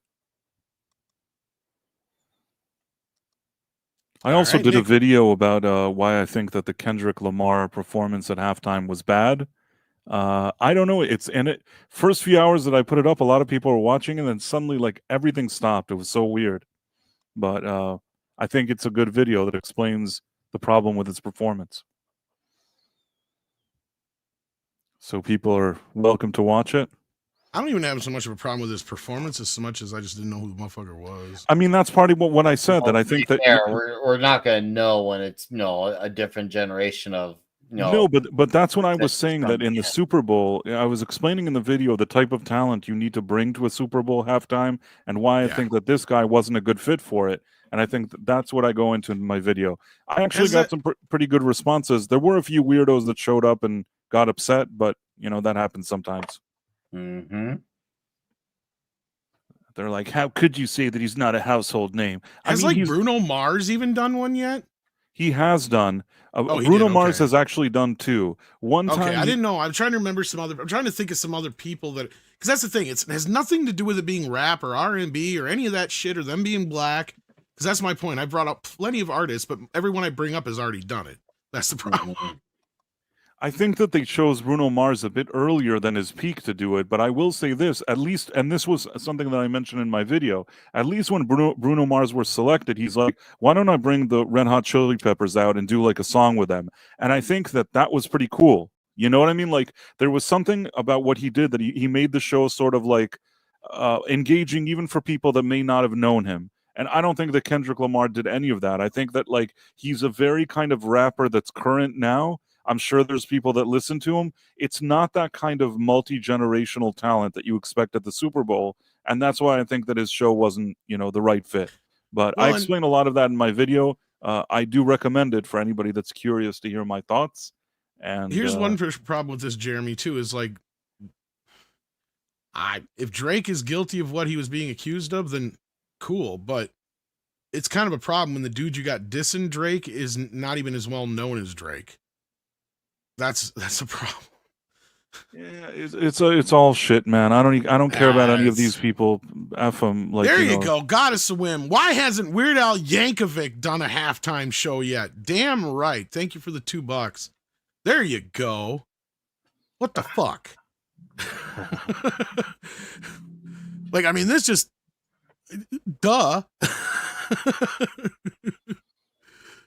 I don't know why they haven't. People are saying Drake is hurting from it. Drake will be okay. I'm sure. I'm sure he'll be fine. He probably has a ton of money, even if he never releases one of his, rather forgettable tracks again. I don't think it's going to matter to anybody. The funny thing is from what I heard, at least the rumor I heard was that the dude didn't, Kendrick, or is that his name, Kendrick or whatever? He didn't even do it because he wanted to call out Drake on the Super Bowl in front of a bunch of people. I heard he did it that way because he basically pulled a Jim Morrison, is what I heard. Because he was told by Fox that to change the lyrics. So what he was doing when he did that was basically just, remember in when the Doors were on, what was it, Ed Sullivan or whatever, and they told him to change the line instead of much higher. Yeah, instead, girl, we couldn't get much better, or something like that. And then when he was on live TV, he goes, couldn't get much higher, just to be a jerk. That's what it basically was. So it was more of a fuck you to Fox than it was a fuck you to Drake, I think is my point. I don't know. But anyway, I just didn't feel that was like it wasn't like Americana enough. I don't really know what I'm looking to say, but when I think of acts that would be in the Super Bowl, sometimes you don't need like the most like now cutting edge rapper, but it needs to be cross generational, right? It needs to be something that has more mass appeal, and in my opinion, Kendrick Lamar doesn't have quite that mass appeal. People are now saying, well, his concert broke records. I think that probably with streaming and whatever's happening in the world, just more people watch the Super Bowl. But I don't think that if it broke records, I don't think it was because of Kendrick Lamar. I just think that more people are watching this live televised event all over the world. But I think that even if it was like, Tom, you were performing at halftime, the same amount of people would have watched it. And exactly. And you know what I'm saying? What? Vidiot Savant's right here. It kind of opens the doors. And to be honest with you, and I have nothing against Slipknot, but I would never, and I mean never, put them at a fucking Super Bowl halftime show. Right? Like, that's my point. They're more cross-generational than Kendrick. They are, though. You're right. I'm not into that's either. the problem. Metallica. You could put Metallica at a halftime show. Well, that's the one everybody brought up. And it makes sense because they're kind of back in the zeitgeist because of Stranger Things and shit. That kind of makes sense. Yeah, I mean, they haven't made a good album in like 70 years, but they have enough hits that if they go on stage and perform them, I think it'll be fine. I have no idea who you guys are talking about. I thought Metallica got into a plane crash in 1988 and were never to be seen or heard from. Oh, come on. The Black Album's not that bad. I think I just threw up in my mouth. Listen, the Black Album is the one that That's the only one I can really stand you it. guys are going on about. Ugh. Listen, I don't can- really like Metallica that much anyway. I think I just got AIDS. Oh, Listen, I like Master of Puppets better, and the one with what's it called with which one? Justice the for one All. with the one Justice album that for All, doesn't have yeah. any bass on it. Yeah, and Justice for All, Master of Puppets. Those were like the ones that I think I like the best. But for me, the disaster came after the Black Album. The Black Album, they wanted to do something more commercial. Fine, whatever. The songs are fine. It's just that everything like loaded and reloaded. That's where like That they was went all off the garbage, rails. That's yeah. where they completely, abandoned the style that made them popular. And they're like, what if we did country? Or what if you didn't? You know what I mean? It's just a bunch of I'm bunch more of of a crap. Megadeth guy. Like At the end of the day. Unforgiven #2, like screw you, stop it already. And Unforgiven #1 was barely acceptable. You've never been for me, forgiven the best for Unforgiven. Metallica is the first one, Kill 'Em All. Well, Kill 'Em All either is way. fine. Kill 'Em All Well, is fine, It's but the best. It's got the savage voice of James, no dumb ballads. It actually has riffs, and it riffs hard. Every song has hooks galore. I had growing up, I had that CD, and I have like no issue with it. But I'm just saying that for me, I don't know why I feel like Master of Puppets and Injustice for All, those were the ones that really, I liked. And I even had the pleasure of seeing Metallica during like the 90s, in their like peak in the 90s. I saw them like early 90s. I saw them, and I'm really happy. That's like if ever to see Metallica perform, that was the moment. I did it. So. Well, not to shift gears here, but while you were talking before, guys, I looked through Goddess Wim's email quick, and what she basically is sending me here is that she says, and at least I think this is what she's positing, is that one of the big reasons people are dropping Disney Plus is because not only basically you're paying for ads, is what she's saying here. So $160 for a year, and you still get stuck watching ads, and it's in their subscriber agreement update. She highlighted the area here that says, we are clarifying that as we continue to increase the breadth and depth of the content we make available to you, circumstances may require that certain titles and types of content include ads, even in our no ads or ad-free subscription tiers. Yeah, I noticed this with a lot of the streamers. Even Paramount pisses me off because they stick an ad before everything, no matter what. I think the thing that I've paid for Paramount always gave me ads, though. Maybe I didn't pay the full thing. No, even on the full thing they do. You're stuck with the Paramount Plus ad before the movie. Like, I think you can skip them in the pay tier, but that's it. Like, I've had ones where I can't skip them, though, and it pisses me off. And I pay for pretty much everything when I pay for it, for no commercials or whatever. Because I usually want 4K and whatever, so you usually got to go to the high tier anyway. But thank you for bringing that to my attention, Goddess, and I'm sure that'll come up on the morning show. That's kind of what I was saving it more so anyway. Yeah, people are talking about how Jay-Z is the one that like decides on what the artists are for the Super Bowl. And my question is, like, first of all, how many years does he get to do this? Because, do I really need him to continue to plan the Super Bowl halftime? I don't really know why they hired him to begin with. Oh, I remember now. Because of all that Colin Kaepernick and all this bending and kneeling, then they felt bad with like Floyd. And they're like, let's hire Jay-Z to is that why The View and everybody's freaking out about it and defending the shit? Because this was a reaction to that? Yeah, I just because somebody wrote here, then I'm like, that's why. Because Jay-Z is like their advisor on who they're going to book. Fuck that. Yeah, that I heard, but I didn't realize that was the reason. He got now a that few I hear years that, now. Jay-Z got a few years now. He got the artist that he wanted. He did whatever he wanted, and now he can just, and I say this with a lot of, I don't know, to respect. I don't know if that's the word I'm looking for, but he could basically fuck off now. Yeah. Has they're not an American band, but I was gonna say, has AC/DC ever done a Super Bowl? I don't know, but it's time to remove Jay-Z from like the committee of like deciding on who does it. He did it for a number of years. It's fine. They gave him the 4 or 5 year thing to do it, and I think that now you can give it to somebody else. Give Pink Floyd a bunch of money to come back together at the Super I Bowl actually, first of all, Richard Wright is dead. Nick Mason, I don't even know if he can do any drumming anymore. Gilmore, I saw him in concert recently, And I will say that I really love the guy and his music, and like I'll see any concert he does. But I also saw his concert like 8 years ago when he was around, and there was a big difference. You could tell that he's at an older age and he's struggling a bit more. Roger Waters is an insufferable prick. I wouldn't want to see him anywhere. And screw that guy, seriously. So if you gave it David Gilmour, but I really feel like those guys are kind of old. I would go with something maybe not as old, that are younger. I thought Metallica was a good idea. And if they can get their shit together, like a Guns N' Roses or some shit like that, I don't know what. There's enough bands you could bring to do something. I'd have to give it more thought. You couldn't even have Guns N' Roses do their old shit anymore because Axl can't sing for shit. Axl probably couldn't sing it. That's true. He can't sing them. You can't reach any of the notes? No.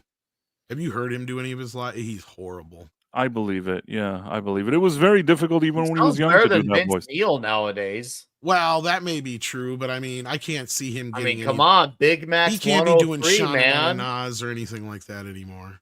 Big Max 103.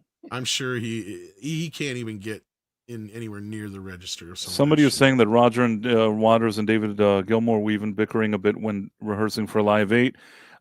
David Gilmour really wasn't excited from what I know, wasn't super excited to do that thing. There was a lot of pressure put on him to do that thing with Waters, and it didn't seem like he enjoyed every minute of it either.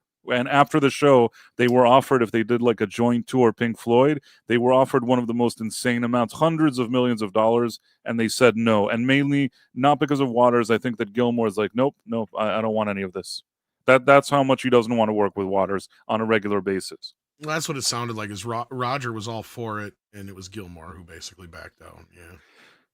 I mean, I understand Gilmour. I understand him. Like Roger Waters in those later years of Pink Floyd, the way it's described, he was an insufferable, and it doesn't surprise me because look at his behavior today. He was just insufferable, and they couldn't even be in the same room with him, and he was basically the most annoying shit ever. And at the end, they're just like, fuck it. It's not worth it. You know what I mean? I get what you're saying, but here's my thing, and I'll say it till the end of time. It's one of those things where Pink Floyd just wasn't Pink Floyd when you didn't have those two working together. Because their clashing of whatever it was about their clashing caused their music to be better. It didn't need to be. Here's the thing. Most bands, between when the band members... the proof is in Roger's shit afterwards sucks, and I'll be honest with you, outside of Learning to Fly and the Division Bell, and those just basically sound like a band trying to be Pink Floyd. Otherwise, they're basically Gilmour songs. Like, it's just, it's the Gilmour band after that. You know what?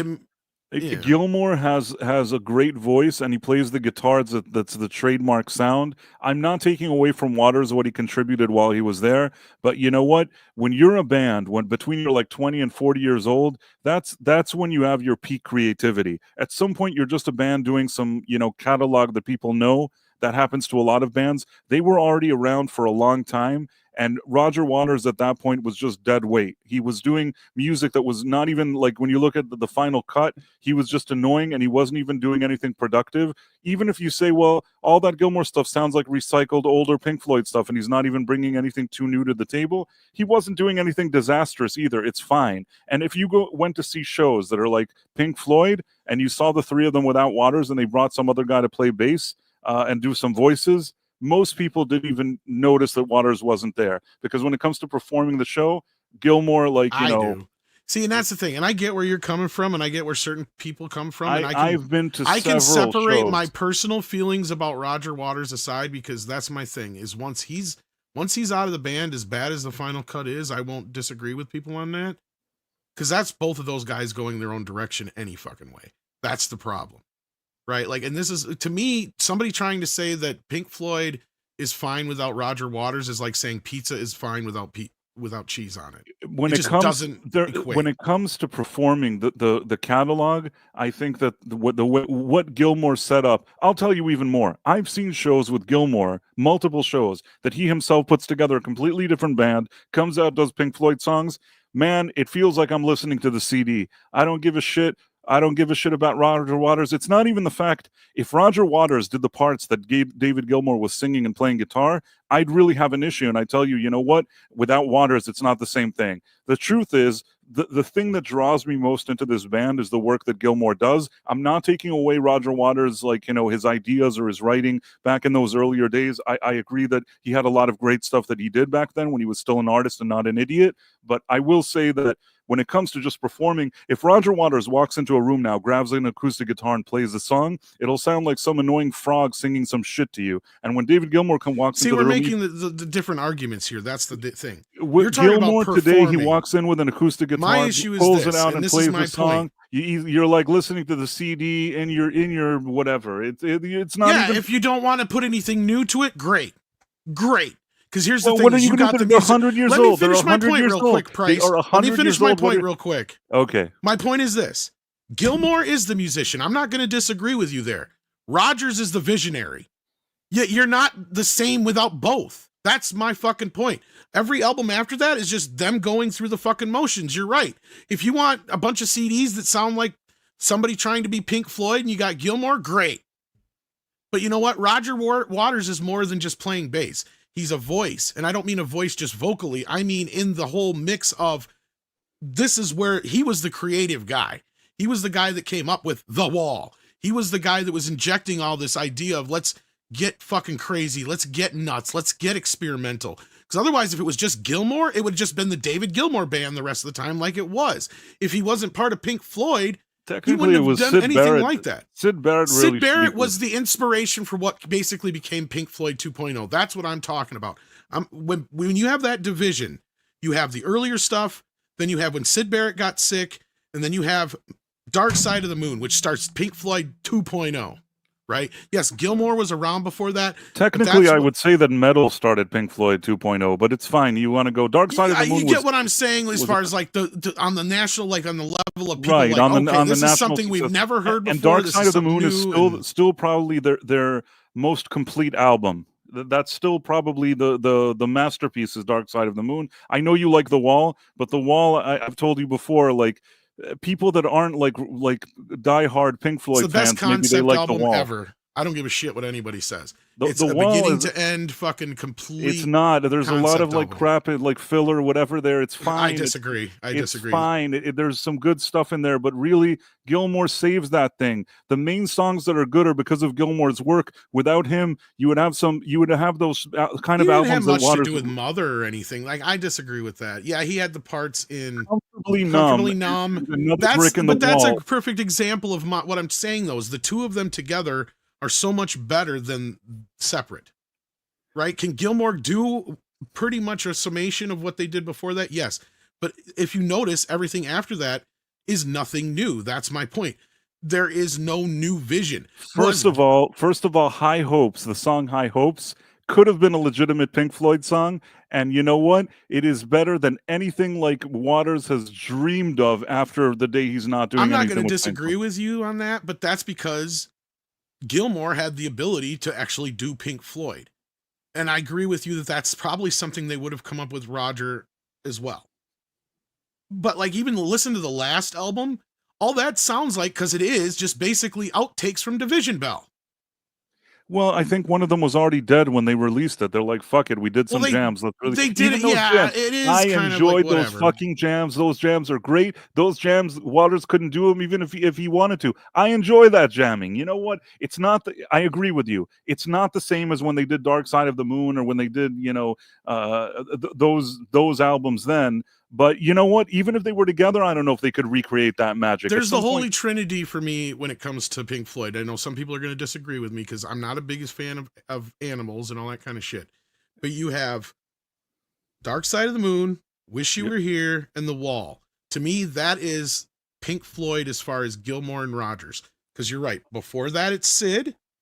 Post that, except for, the final cut, is minus Roger. But even the final cut, and that's where I argue, because a lot of those cuts on that album are literally outtakes from The Wall and shit that each of them had come up with on their own. I don't think they wrote anything together on that album. Because I agree with you 100%. The best song on The Wall is Comfortably Numb, because if it was just The Doctor it would just be kind of depressing and weird and goofy because of the part that Gilmour added to it. Mixing his bits into it is what made the song what it is.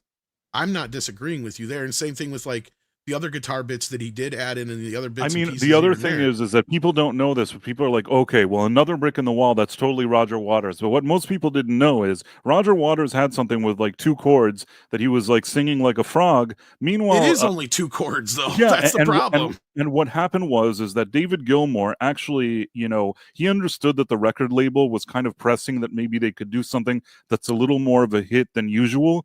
So he actually he was in New York, I think, and he went to Studio 54, I believe, and he wanted to listen to what the crowd was listening to because he figured that in that club, they would be listening to hits. So he actually did research. So he went to the club and he listened to it, and he was listening to things like Sashik Lafrique or whatever they were playing, and he's like, okay, I got it. I need to do like this kind of guitar that's a little more funky or whatever it is, kind of like in just being inspired by that scene. And then he went and reworked Roger Waters' 2 chords into being like another brick in the wall the way you know it. Meanwhile, Bob Ezrin, who was the producer, he's like, hey, I have an idea. Why don't I bring some kids to sing here? And I think initially Roger Waters like barked at him or something. He brought the kids, they recorded the thing. At the end, between Gilmour's like, you know, riffs, between Gilmour's solo, the beat they gave the song, which was more Gilmour, the kids, which Ezrin brought in, you know, they really cleaned up for Waters, who was just like, you would have had something with 2 chords that he was croaking on. And not only that, Gilmour sings the whole song in unison with Waters because Waters' voice is weak to begin with. So it's actually him and Waters singing 90% of the song together, especially in those choruses. So yeah, but you the wouldn't point you is, wouldn't have would that Gilmour song. have anything to work from? No. That's my point. So he's the creative. And I can listen to those demos because I have them. And I can hear where we're going from the vision that Roger had in his head and in his ears, and them going to get to it in the album. And the fact that stuff that winds up on the album and that doesn't wind up on the album shows you exactly what you're saying. And I agree with you about a lot of that. Gilmour elevated a lot of that shit. It's like let's say I have supposed to do. ideas for movies, and with me I have like Martin Scorsese that I just have to show him a few ideas like scribbled on a piece of paper, and he's like, I got it, don't worry about it. That's pretty much like Pink Floyd, but Roger Waters, the success went to his head, and instead of understanding that he has a genius working with him that's putting together the coolest shit, he was just an asshole. And he's even a bigger asshole today.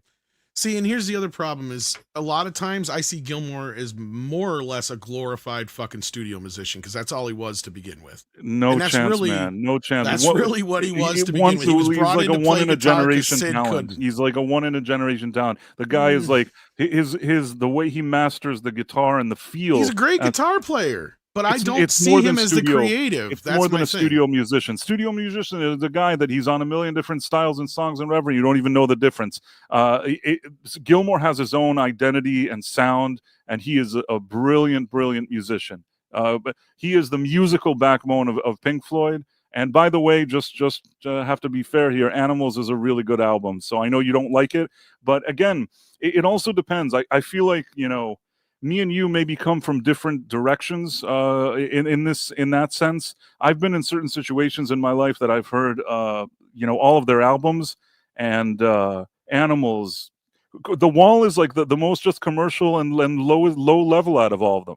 It's fine. It's a commercial album for the masses. It did what it needed to do, but I'm a real musician. You know what I mean? Like, I don't give a fuck about that. Well, I feel like I am too, and I actually have written many, many songs. I mean, fine. I mean, it's a matter of taste. And I see it more from I'm not gonna take away like of the creative. Like, yes, you could bring in guys that will elevate your shit higher than you thought you could, but at the end of the day, that's a lot of what Gilmour did, and the proof is in the pudding because nothing afterwards lived up to that earlier stuff. Gilmour has never had a solo career besides that. Neither is Roger. I'm not gonna lie, but if Roger had, you know what, been like a dick and said, you guys don't want to do this, then fine, and went and did the Wall on himself, on his own, I'm not going to disagree with you and say that it may not have been as popular, but he probably would have had more success with that than the fucking Hitchhiker one that he did, because that thing was horrible. I'm not going to disagree with you. The better musician is Gilmour, but at the end of the day, he's the guy you bring in because he's a perfectionist, because he's a great guitarist. He was basically a studio musician when they brought him in. And he never really elevated beyond that because his whole identity is tied to Pink Floyd. And I that's mean, why the he's never identity really is gone when he beyond that. releases his solo albums.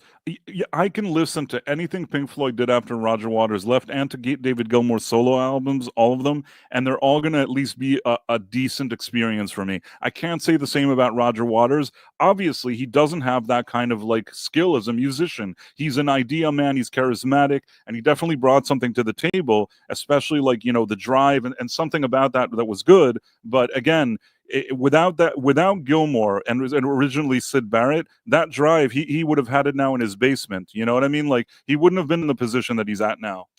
I don't disagree with certain elements, but again, like I said, he's the visionary. He was the creative.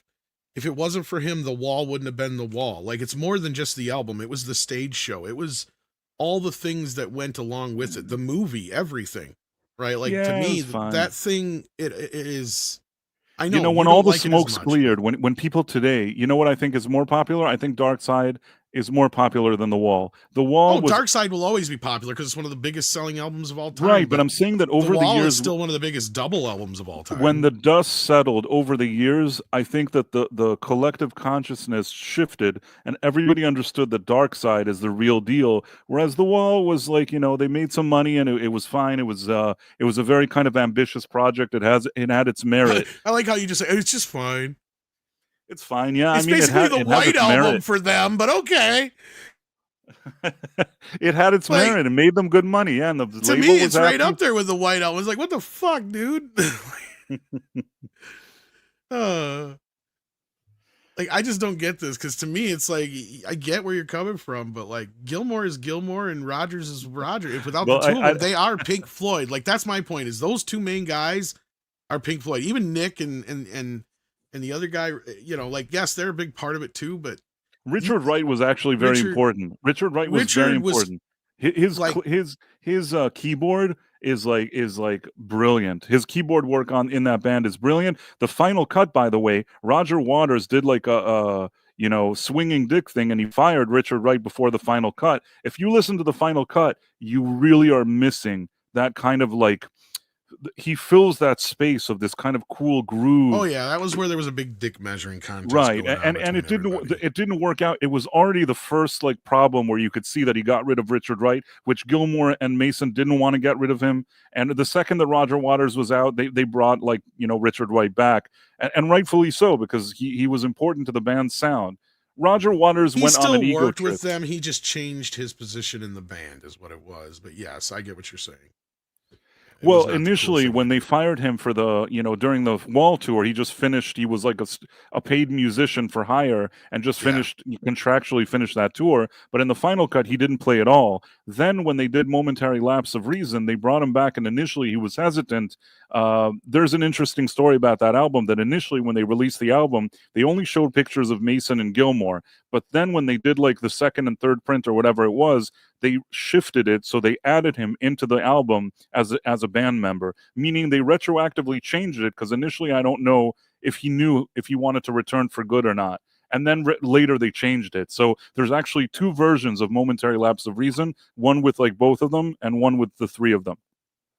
Well, I think a lot of it stemmed from he was pissing and moaning. I think it was about he didn't want to do the studio work, but he wanted to do the touring, and that's where Roger's like, all right, fine, then you're just going to be a studio music or a tour musician. And Roger Waters was looking to fight with people, and the yes, success I'm not saying it was all one big fight, but like you got to look at it from all angles. And that's where Roger Waters doesn't have an angle. He basically the success I went to his disagree with head. that. The success went to his head in a really shitty way, and I think that like over the years, his behavior has backed up that claim. It's not like you say, well, today when you look at all these people, they all have their side. Roger Waters, anytime he talks to anybody, is completely bonkers. He's a bitter, miserable old guy. I'm sorry, that's the truth. It may be, but at the end of the day, I'm going to still stand by what I've been saying for the last half hour. He was the visionary. There is nothing post that. I don't care what you say about learning to fly a visionary that kind of shit. a visionary that the could not problem have is gotten it's anywhere. not anything new. It's Could nothing. not have it's gotten anywhere with all of his visions without Gilmour. They were worth nothing without Gilmour.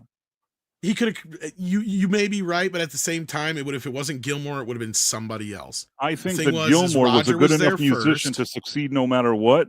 And Roger Waters, if it wasn't Gilmour, somebody else, nope. I think that he would have been living in a basement right now. Well, I don't think that's true because Pink Floyd was already established when he came in. That's my point. Gilmore came in as a backup studio musician to cover for Sid, and then all of a sudden Sid's gone. So he was just kind of there.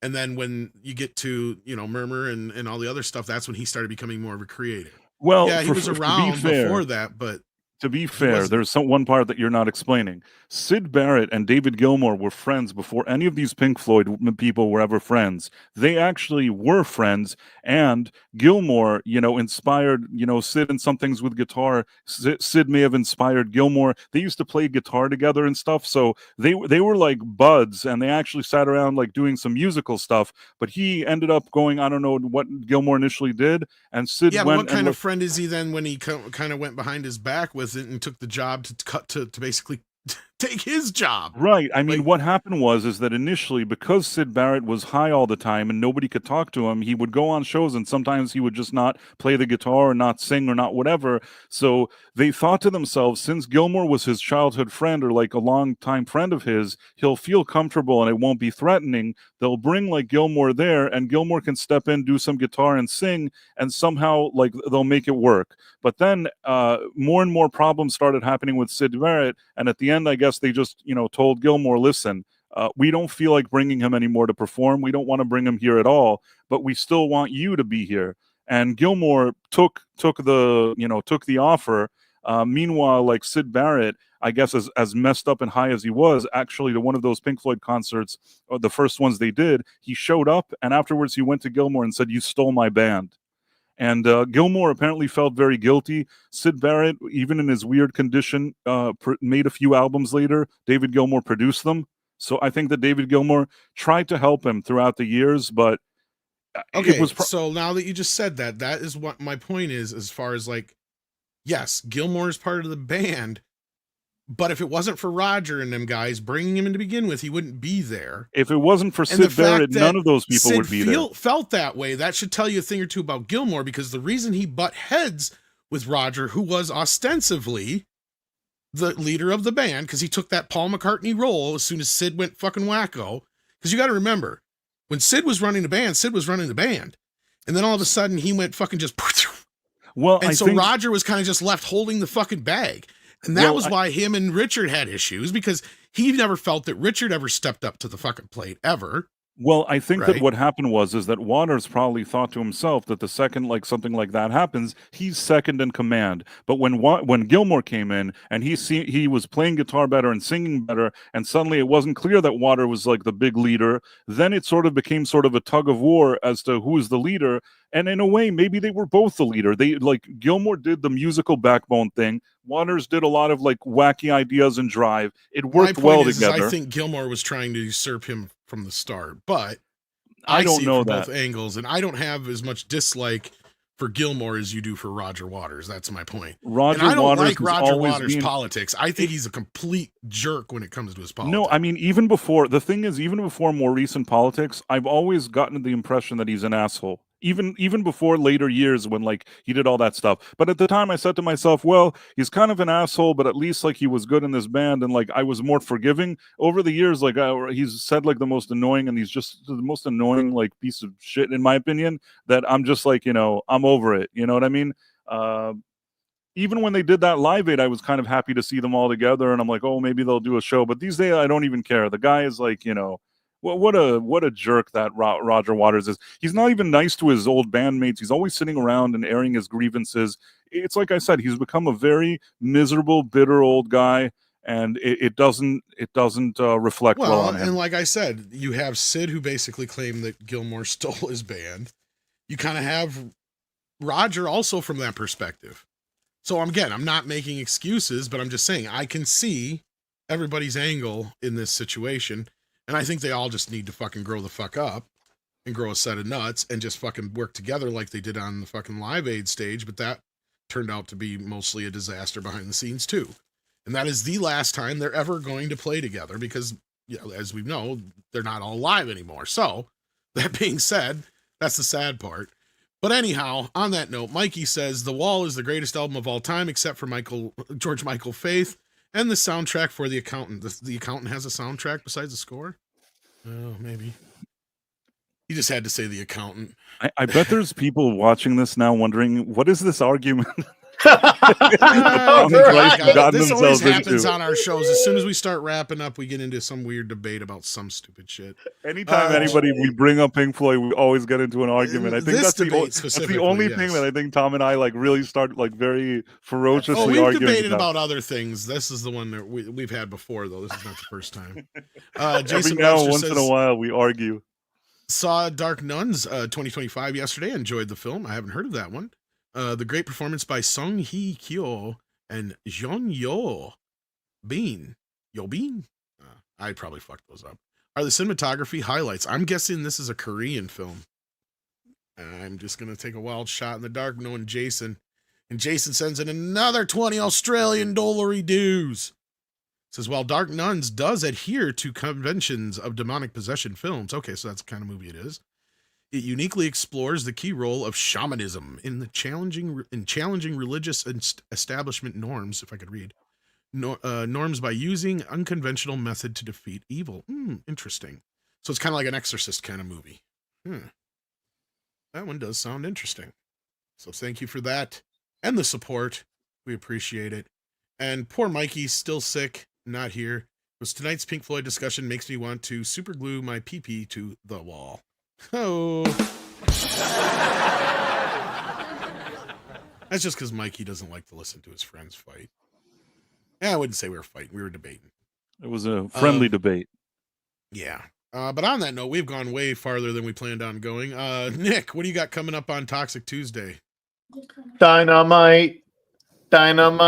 Yes, Black Dynamite. huge. Toxic Tuesday, half hour. I also put out a video earlier today. And of course, we'll have Clobby's Comic Shop Friday. I'll be here on Mead Thursday as well. So now is a golden time as ever to be subbing to the channel and being awesome. But yeah, great discussions here across the board. Good to hang out you dudes in the chat. It's been diabolical, and I hope to see a lot of you for when we talk Black Dynamite. Thank you. Huge. Tom, I feel really bad. I just put a screaming Sicilian pizza in my oven, Tom. It's pepperoni and beef. You know how much I like my beef, and I mean that in a platonic kind of way. That's so gay. I tried one of those though. It was nasty. What meat did you try? The Screaming Sicilian. I think it was pepperoni sausage. I tried pepperoni and beef. Screaming sausage and I like Screaming Sicilian. Black Dynamite. I didn't care for it. Tuesdays. The best frozen pizza though is Motor City. If you see Motor City, I don't think I've seen that one. Yes. I don't think I've seen that one. That sounds like they have it at Woodman's. If you're by a Woodman's, you want it. Closest Woodman's, I think, is about an hour away. You want to breathe in its cheese and meat. But so I feel bad is because somebody gifted me, a great fan out there in the chat, gifted me Black Dynamite. I still hadn't got a chance to watch it. And I was going to watch it in preparation for this, but my last week has been nuts. But we should have a show Thursday, hopefully. But other than that, I apologize. I probably won't be making it on the show tonight because I've never seen it, Nick, although I've had the opportunity to, and I didn't get to, and I feel bad. But next week I know I'll be there. Yeah, the next 2 weeks are going to be, let's just say, excellent and bogus. Well, I'm probably one of the authorities on those. So. Oh, I believe you, Tom. Wow. Whoa. I even know almost more about that shit than the creator did when I interviewed him. He was pretty impressed with my knowledge of the franchise. So he's like, he even said that, I think, after the interview, like, shit, you know more of this stuff than I do. that's the deepest honor. Like, you can never get any deeper than that, Tom. That's amazing. Yeah, but that's also when he said he felt bad for some of the jokes he had in Bill and Ted. He's like, I'd never do this. The 69 joke he said wasn't even ours. He goes, I'd never done that one. And he goes, the fag joke we feel bad about now. It's like, whatever. It was the 80s, dude. Get over it. Oh, dude, it's such a soy move. I feel bad about the thing we said 15 years ago. Come on, dude. Just go with it. It was part of what you're saying at the time. Stop apologizing. Anyhow, so I'll be there for that, definitely. But Price, you got your show coming up later, right? I think you already plugged it, but might as well plug it again real Yeah, quick. and also if people want to check out my Super Bowl halftime analysis, because I don't like to say that it was squashed or anything. It's just kind of acted strangely, but I think it's actually a pretty decent video. So if people want my analysis on that, I thought it was pretty fair analysis. It's because you're so racist. No, I wasn't at all. Like, I gave a very professional The analysis. fact that you think I'm actually serious. No, I gave like a very professional analysis, and I don't know. I thought I did a good job, but I guess I'm not objective. What I love is the people that actually know who this guy is can't fathom how many people who don't know who he is. It's like, honestly, I've never really brought this aspect of it before, so this will actually add a little bit new element to it.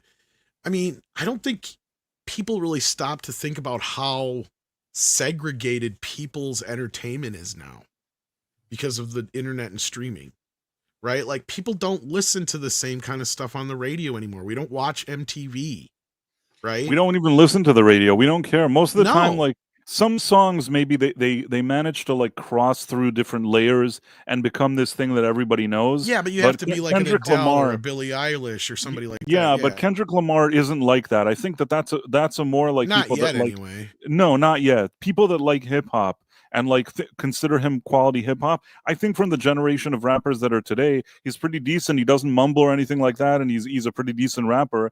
But I don't know that everybody's sitting around and listening to him. I knew a few of his songs, but you know what? It's not a guy that I was like itching to see in a halftime show myself. But I did actually know some of his music. But again, not something that I listen to frequently. Didn't know any of it.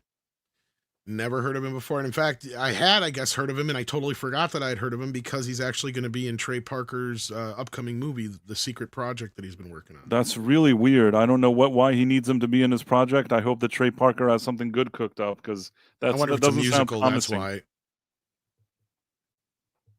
I wonder if it's a musical. Oh, I'm sure it'll have something to do with some comment on the craziness over the last few years. So that's also part of the reason why I think they dipped out of doing another season of South Park, besides the reason they gave the papers. I think he's finishing that up. Because he said they would never make a movie again while they were still doing South Park, but I guess they did technically take the year off, so. I mean, they probably are paid so much money now. I mean, does it even matter to them? Maybe they just felt like doing it. Who knows? Yeah. Anyhow, well, we don't even know what it is. I think it'll make more sense once we know what it is, probably. Does that make sense? Like, yeah, once we kind of like, okay, now we know why he did it. Yeah. We'll learn at the end. In any case, people can check that out. But aside from that, you should check out Nick. It's Black Dynamite. It's huge and diabolical on Toxic Tuesdays while I eat my pizza. I think Tom was right. You do sound Southern. I sound like a cowboy when I do screaming Sicilian down here.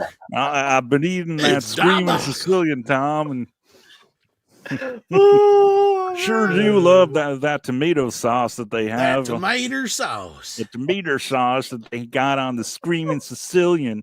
I Fresh absolutely love it. Love it, Tom. You know, Fresh next from the week garden. during Toxic Tuesday, I'm gonna make sure I have pizza on me during the stream. It's gonna be great. I promise.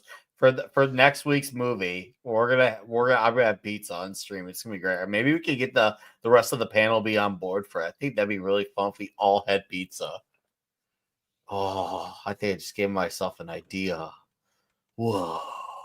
What movie do you have next week? I'll put it in the private and let you know. Okay. Cool. Trust me, it really is gonna be diabolical. Like, we're gonna send to another level. Like we're gonna go so farther to other realms that even the Ultimate Warrior will wish he can travel to these realms. It's gonna be seriously like it's gonna be transcendent. Yeah, right, Pricey. Yeah, it's gonna be great. I can't wait.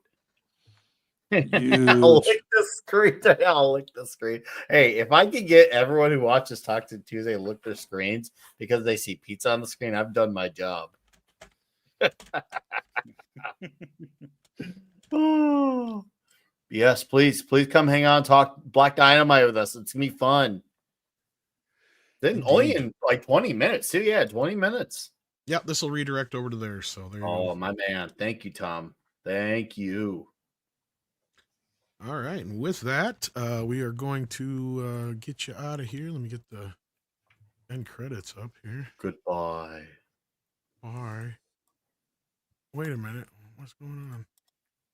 Oh, hang on. I gotta get rid of something here. All right, get rid of it. Whoops. Woo! That's I gotta make some room. Anyway, there we go. There we go. All right. Take care of yourselves and each other. See ya.